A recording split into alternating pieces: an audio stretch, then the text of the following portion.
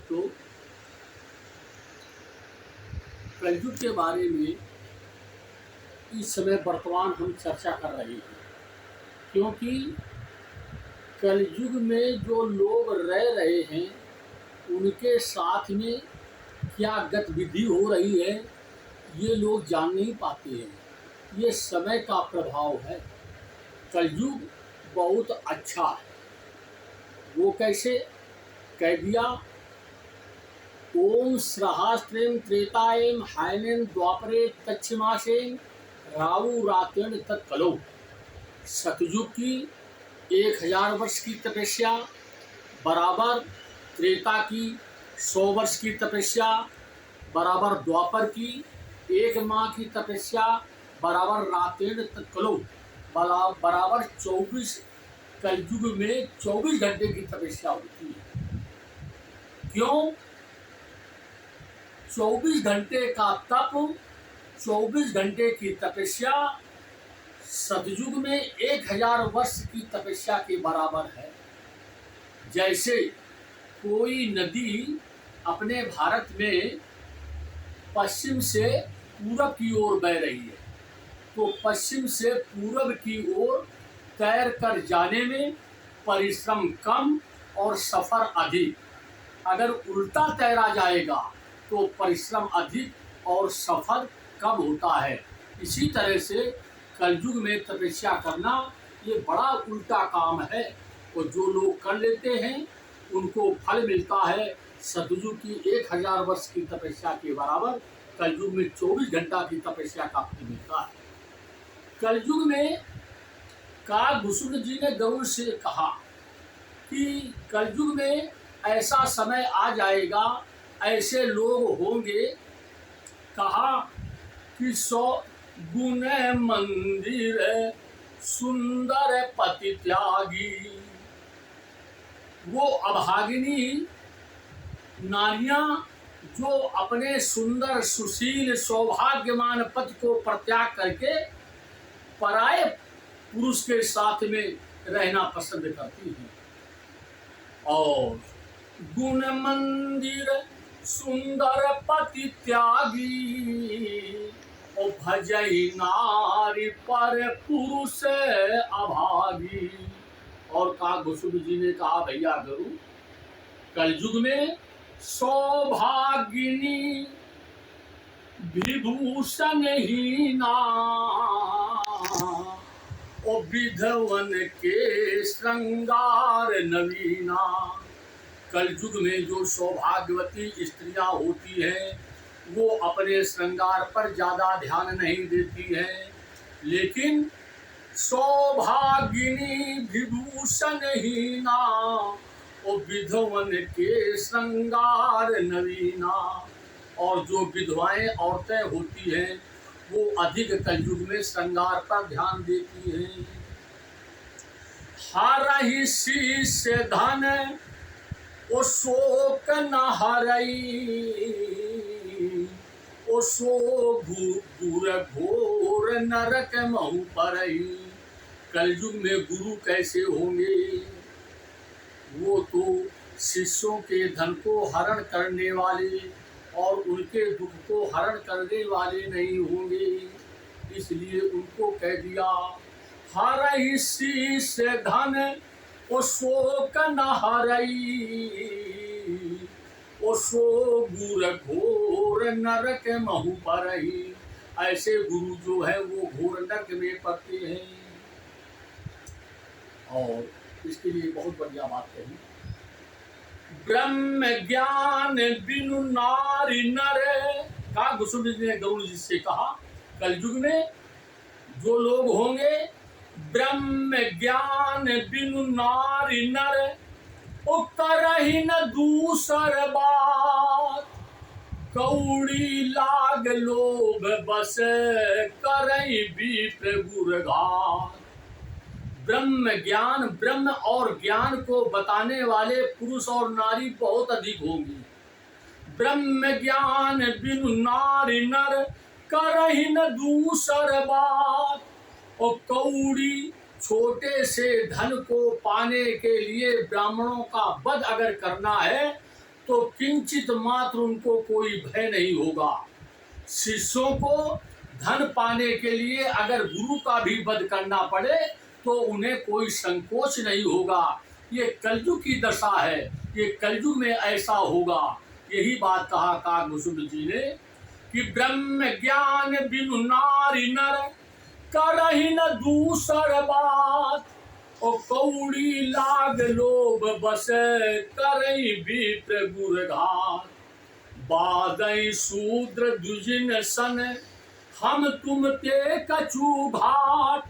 और कलयुग में शूद्र लोग ब्राह्मणों से विवाद करेंगे कि हम तुमसे किस बात में कम हैं, कहाँ से कम हैं, और उनको डांट लगाते हैं कि ब्रह्म का ज्ञान तुम्हें नहीं है। इस तरह से वो डांट भी लगाएंगे। और आगे कहा कि लोग कैसे होंगे, परत्रिय लंपट कपट सयाने।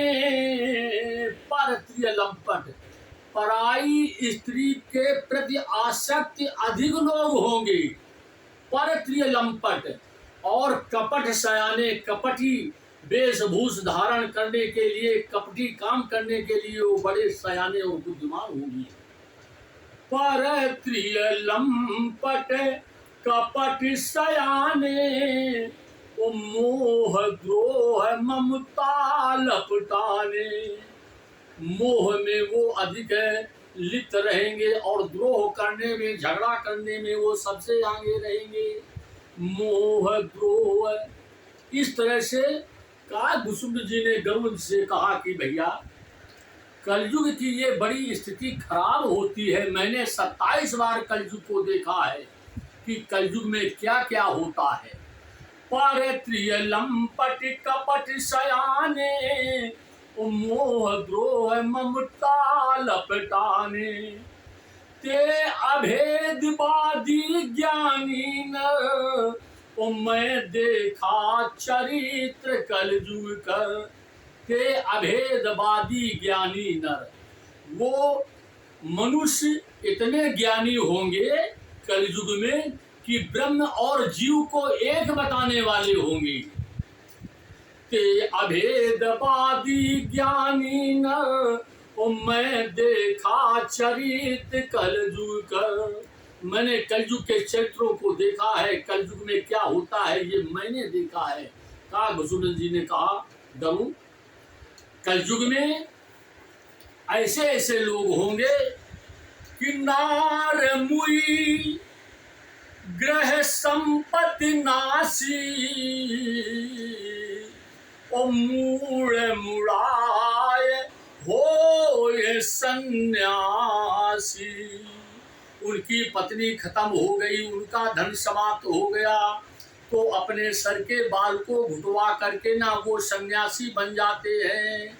और सन्यासी बन करके क्या करते हैं, नार मुई ग्रह संपत्ति नासी, ओ मूड़ मुड़ाए हो ये सन्यासी। ते विप्रन सन आप पूजावई, ओ उभय लोक निज हाथ नसावई। और वो ब्राह्मणों से अपने पैर को पुजवाते हैं। ऐसे कलयुग में लोग होंगे। और दान भी लेते हैं वो। आगे ब्राह्मणों की स्थिति के लिए भी बताया काकभूषुंड जी ने कि ब्राह्मण कैसे होंगे कलयुग में।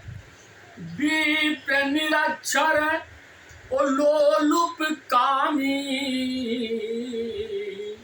ओ निराचार सठ ब्रसली स्वामी। विप्र निरक्षर लोलुप कामी, ब्राह्मण ज्यादा विद्वान नहीं होंगे, पढ़े लिखे नहीं होंगे, वो कामी होंगे, लोभी होंगे, और विचारी औरतों के वो मालिक बन जाएंगी, ऐसे होंगी। विप्र निराक्षर लोलुप कामी, ओ निराचार सठ ब्रसली स्वामी। शूद्र दुजिन उपदेश ज्ञाना, उमेल जने उले तू दाना। इस तरह से समाज में कलयुग में लोगों का प्रभाव हो जाएगा। ये कलयुग का प्रभाव होगा ऐसा कि भय वर्ण संकर सब भिन्न से तु सब लोग, करहि पाप पावहि दुख, भय रुज शोक वियोग। भय वर्ण संकर कली, कलयुग में सभी वर्ण संकर हो जाएंगे।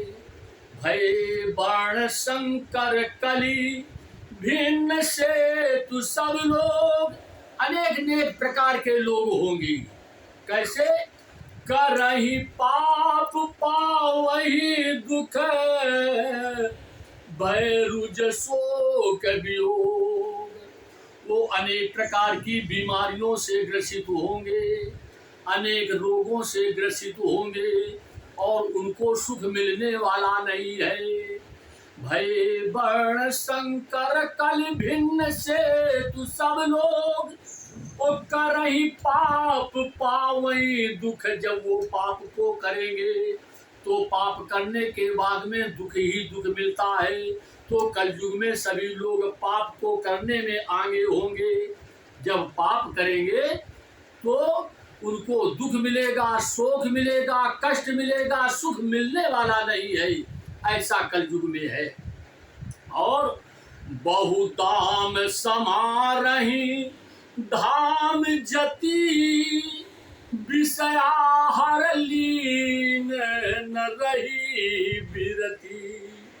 बहुधाम समारहि धाम जति, जति कहते हैं सन्यासी को, जति कहते हैं सन्यासी को। सन्यासी लोग कलयुग में बहुधाम, अनेकानेक प्रकार से धन को इकट्ठा करेंगे और बड़े बड़े आश्रम बनाएंगे, बड़ी बड़ी ऊंची बिल्डिंगें बनाएंगे। ये सन्यासी लोग कलयुग में काम करेंगे।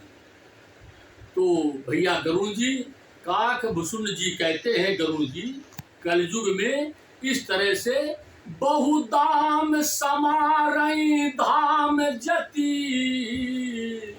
ओ विषया हर लीन न रही बिरती। विषयों से वो बिल्कुल तृप्त होंगे, विषय भरा होगा। विषया हर लीन न रही बिरती, और उनके अंदर का जो वैराग है वो सब समाप्त हो जाएगा। और कलयुग में सन्यासी लोग भी, साधु लोग भी विषयों में रमण करेंगे। इस तरह से काकभूषुंड जी कलयुग के बारे में बताते चले जा रहे हैं। कलयुग की बहुत बड़ी कथा है भक्तों। अब इस कथा को कल हम आगे लेकर के फिर चलेंगे। जय जय श्री राम, जय जय श्री राम, जय जय।